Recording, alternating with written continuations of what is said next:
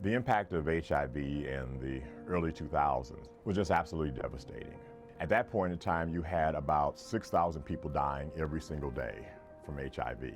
But then what was perhaps worse than that, they were being replaced with another 8,000 becoming newly infected. And so when you're having that many people die, it was affecting so many of the systems as it relates to the teachers and the education system. Teachers were dying. The healthcare system, medical professionals were dying. Those who were growing food in a place that was already very resource constrained, they were perishing. And so what's happened with this type of impact, you're looking at a place that is already having some problems. And this just compounded that, where a number of us were wondering what is going to happen. The U.S. response to the AIDS crisis, I think that there was some notice of it, I think in terms of in the early 2000s, and there were some overtures made towards the HIV/AIDS crisis. But it was with President George W. Bush with the PEPFAR initiative. That was really a game changer as it relates to holistic response to the HIV/AIDS pandemic.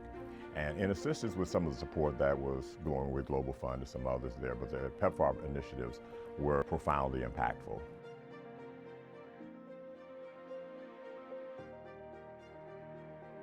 One of the things there that we saw that through the PEPFAR and through some other initiatives, it brought about an awakening of the faith-based community to this. As it relates to leadership, faith community in many ways, many of us, we were late to getting involved in this crisis. But once we did get involved in the crisis, we were able to sing about bringing up a groundswell of response to that.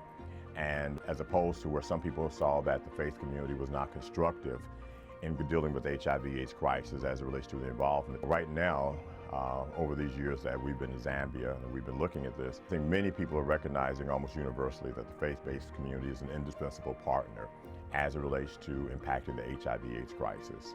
The church, the faith-based community, is a global community. And one of the parts that we've seen that has been so vital has been the partnership with the faith community in the U.S.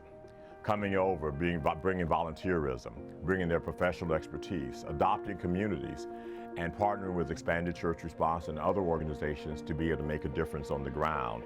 So that it's not just the resources from PEPFAR that's coming over, but what we're seeing also the faith community and the people resources coming and rolling up their sleeves and making a difference in the communities and helping transform communities so that they can stand on their own and ways there that brings about lasting change and preventing the future generation of HIV.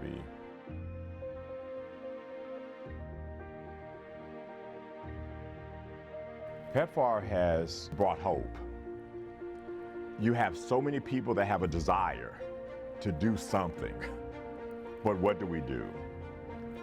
PEPFAR brought resources that we could sing about. This is what you can do, to sing about bringing hope, bringing a vision, bringing training, bringing the material resources to allow the army of volunteers and people out of the church to come and to make a difference in the communities where they're living at. And that has just been profoundly different. It's also allowed us to get involved as it relates to working with systems and some entities that did not necessarily work together before very much, such as the church and some of these other government institutions, the multilaterals, the bilaterals, and they're joining together to sing about everyone pushing in the same direction and having that coordinated response.